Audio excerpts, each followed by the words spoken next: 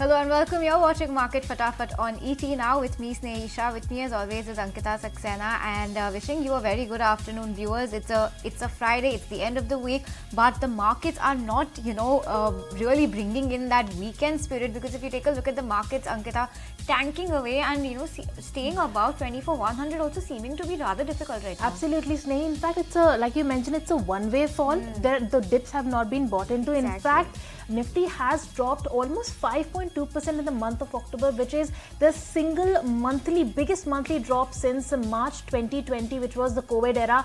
So we are back to those levels. In fact, free fall happening. No dips are getting bought into. We are at your manager Snehi mentioned. We can't even manage to stay above those 24,200 levels. Nifty Bank also is mirroring. Nifty, it is trading with cuts of almost 950 points. Both the indices down almost more than 1% right now.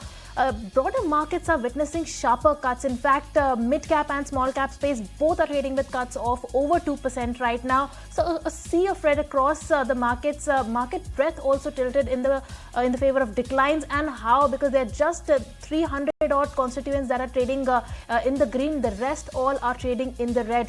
Biggest losers, of course, IndusInd Bank is another counter that is really facing a free fall. It's down almost 19% on the back of its quarter two results. In fact, it is trading down with heavy volumes also. So massive cuts coming on IndusInd Bank. Dixon Tech is also trading with cuts of almost 10%. It's also one of the top losers. Also, if you look at the Nifty counters, on the losing side, we can see a couple of names there. There is IndusInd Bank, of course. There's Shriram Finance, Adani Enterprises, M&M, BPCL, all trading with cuts of over 4% right now. Market breadth is negative, and if you look at the sectors also, they're all trading in the red, except for Nifty FMCG, which is just managing to hold in the green, just above, just trading with gains of 0.7%. But the rest of the sectors all trading in the red with cuts of almost 2%. So largely a very negative day coming in on D Street, Snehi. Okay, before we move on with the show, let's quickly mark the flashes on the bottom of the screen. We have numbers from BEL coming out right now. Consolidated revenue has come in at 4,605 crores versus what we were expecting at 5,159 crores. A slight bit of a miss there. Consolidated PAT coming in at 1,092.5 crores versus our poll of just 843 crores. So it's a clear beat coming in on the PAT front at least. You have order book position that has also come in at 1st October. That order book has stood at 74,595 crores. When it comes to EBITDA, it's come in at roughly 1,400 crores versus our poll of just 1,075 crores. So it's a clear beat on that front as well. Margin has also come in at 30.4% versus our expectation of 20.8%. So big beat on that front as well. Overall, these numbers are looking good, other than the revenue that looks like a slight bit of a miss. But the street is not, in fact, taking these numbers well, and the stock is also down more than 3% as we speak. But on that note, we'll wait to get more numbers, but let's welcome on board our technical expert today, Nilesh Jain, Head of Derivatives and Technical Research at Centrum Broking, and from the research team we are being joined by Jain today. Thank you so much, gentlemen, for taking the time out and joining us on the show this afternoon. On that note, let me get kick-started with all the stocks that we wish to highlight today. And the first one I want to talk about today is GCPL, which is Godrej Consumer Products. Now remember, numbers came in yesterday after market close. The stock is holding up pretty smartly for itself amid a market that is looking very, very somber today. The stock is up 3%. You have revenue, EBITDA, PAT and margin all have come in line this time. The India-based sales growth and volume growth both have grown 7%. However, for sales growth, we were expecting an 8.5% growth. So that is slightly lower than what we were expecting. Home care business is up 12%. The household insecticide volume grew in mid-single digits. Air freshener, fabric cares continued to grow with strong double-digit volume growth. Personal care grew 3%. We were expecting 7%, so slight bit of a cut there. And your personal wash has also given flattish volume growth. Hair color continues to grow in double digits. When it comes to the international biz, Indonesia sales were up 11% in constant currency terms, 9% in India terms. Volumes were up 7%. The GOM segment, which is the GCPL, Africa, US and Middle East, organic terms, sales were flat on constant currency terms and down 10% on INR terms. So this is also slightly worryful. Goldman Sachs has maintained a buy rating, cut the target price to 1,500 from 1,525. They believe that the India EBITDA margin will remain under pressure for 2 quarters going ahead due to palm oil inflation. However, they say that international business is on a strong growth trajectory. So that's a roundup of the numbers as well as what brokerages are making of that stock. But that stock is up 3% as we speak. All right, GCPL in focus today on the back of its results. But moving on to the other counter that is in focus today on the back of its results is JSW Energy. In fact, the stock is declining with cuts of almost 1%. But let's look at the numbers first. We saw the consolidated revenues come in at 3,200 crores, which is an uptick of 5% on a year-on-year basis.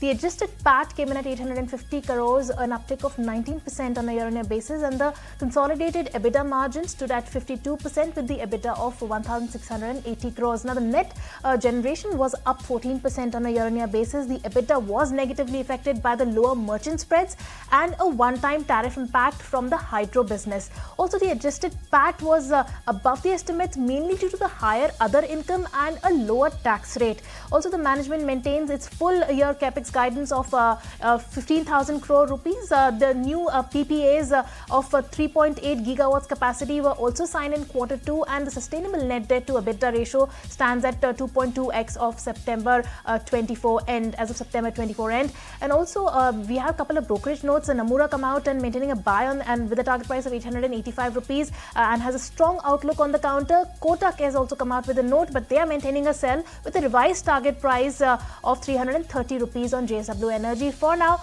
it is declining in trade with cuts of 1.5%.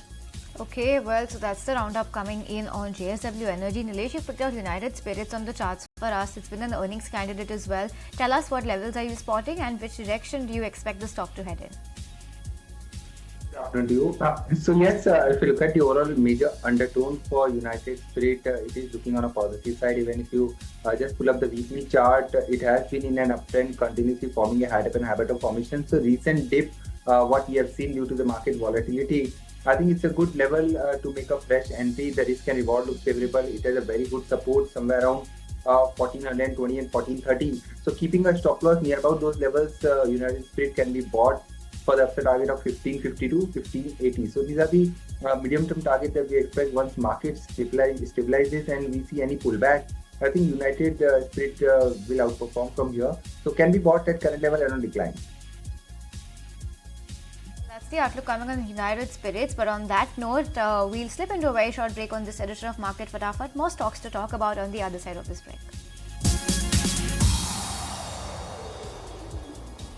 Welcome back. You're tuned into Market Fatafat, where we are taking you through all the buzzers in trade today. But before we resume that, let's go across to the management of NIIT Limited. Vijay K. Thadani, who's the Vice Chairman and Managing Director of NIIT, who's joining us on the back of Q2 performance. Hello, Mr. Thadani. Thank you so much for taking the time out and joining us today. Thank you.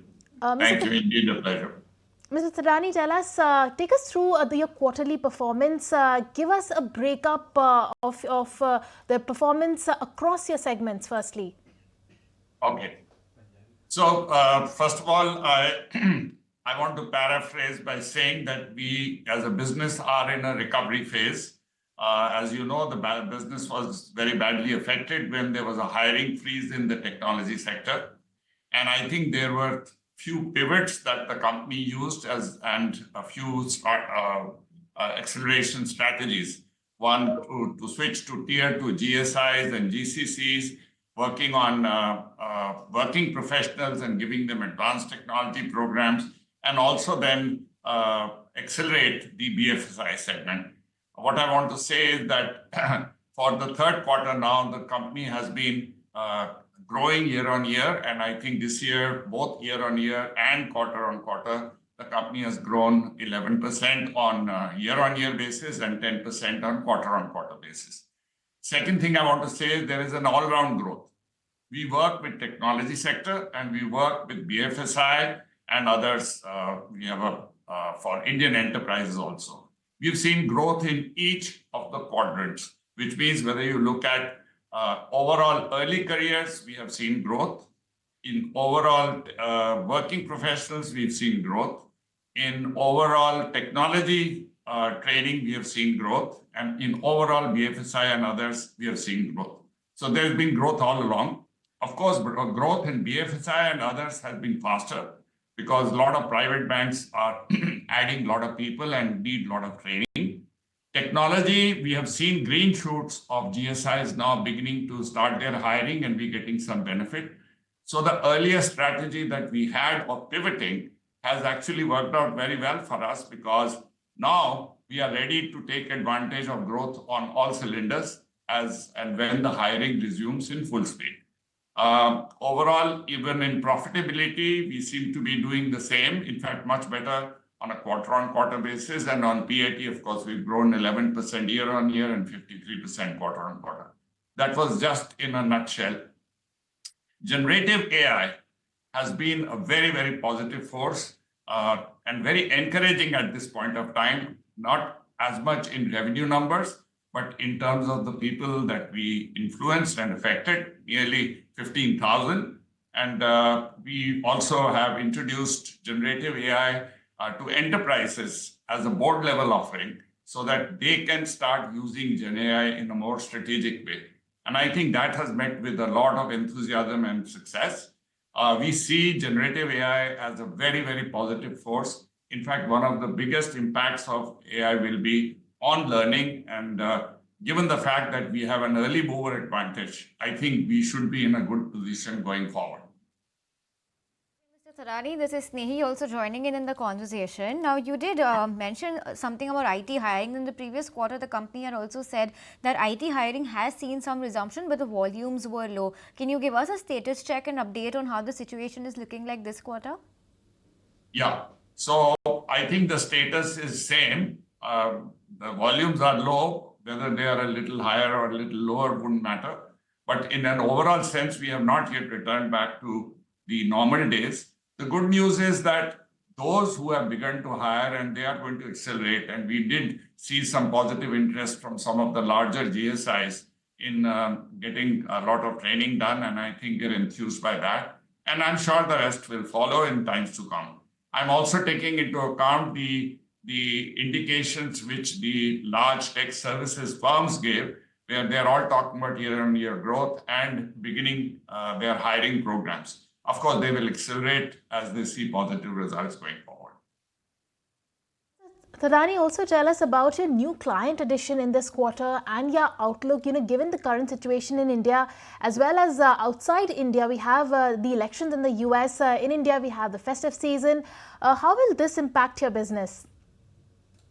Okay. I think our business is very India-focused. This part of our business, NIIT Limited, is very, very India-focused and a little bit in the Southeast Asia.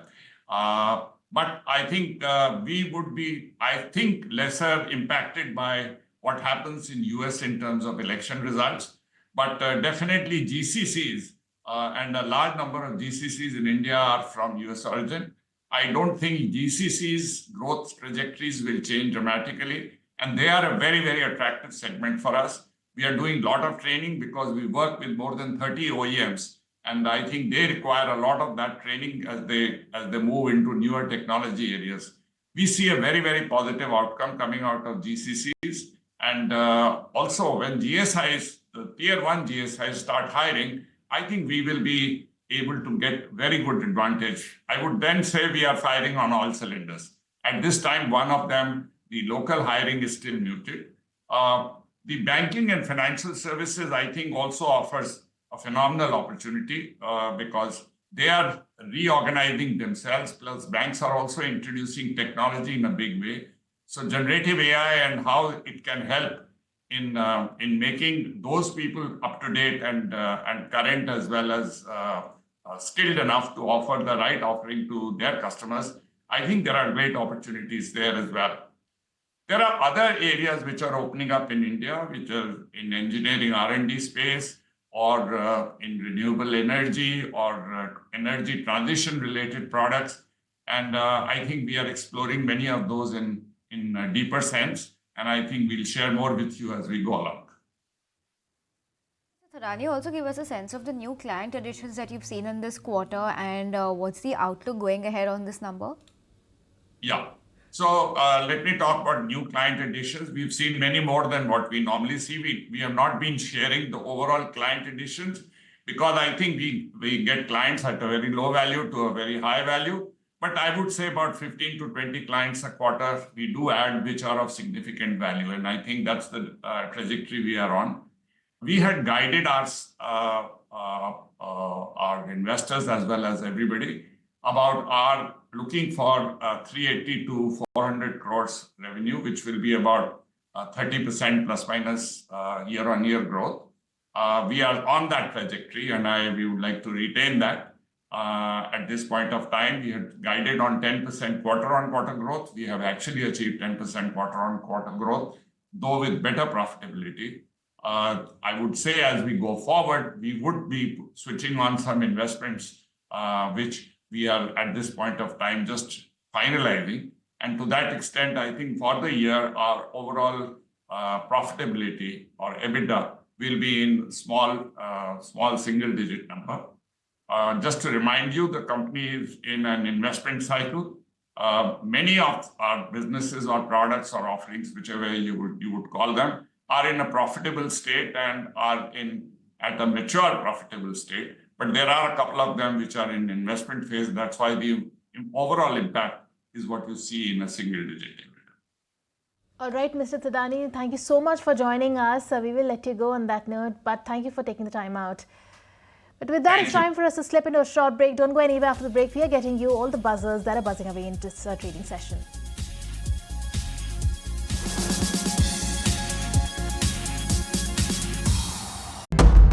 There comes a time when your heart calls for you to arise. Plant your feet solid into the ground.